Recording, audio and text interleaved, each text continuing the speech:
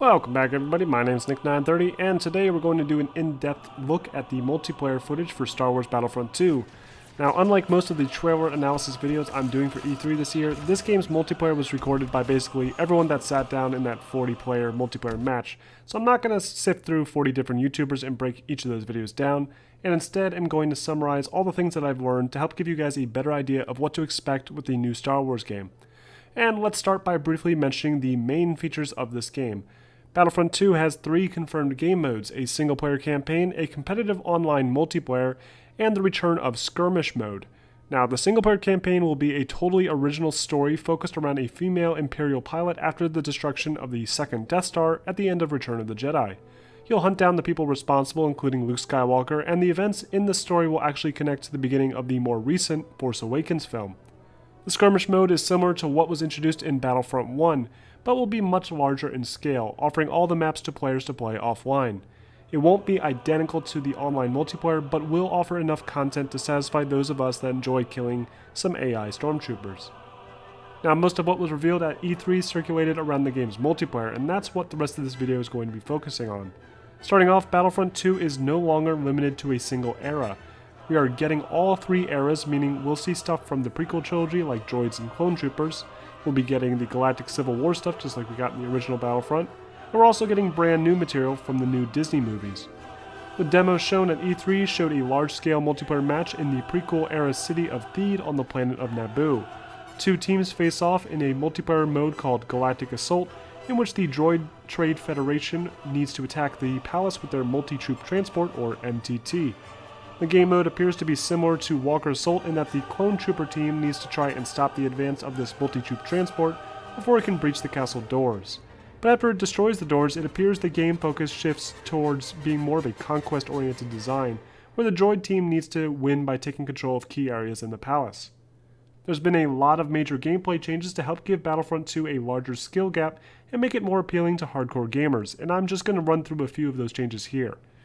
You can now customize the appearance of your character, but not to the point where it looks ridiculous.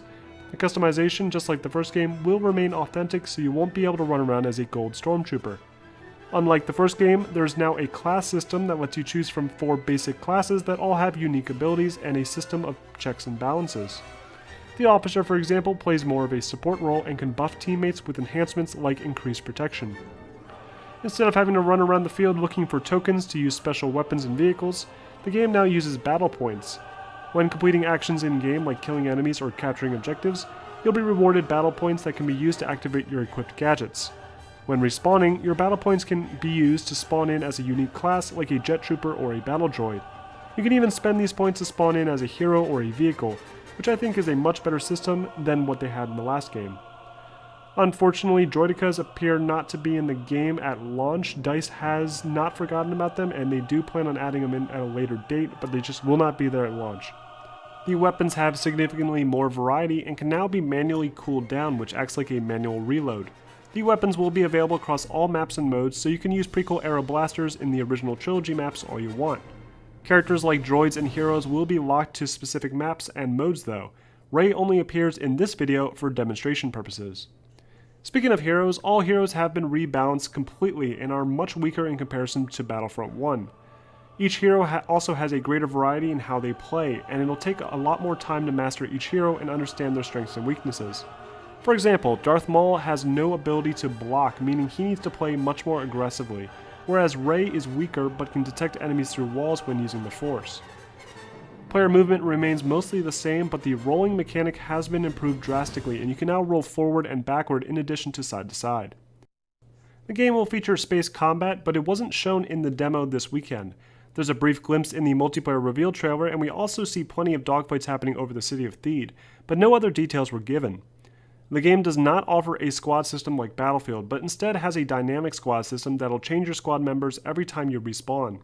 DICE is still considering a more traditional party system, but it's not in the current build. And finally, the best news surrounding this game, Battlefront 2's extra content will be completely free. That's right, all the future content planned for Battlefront 2 will not cost you a dime.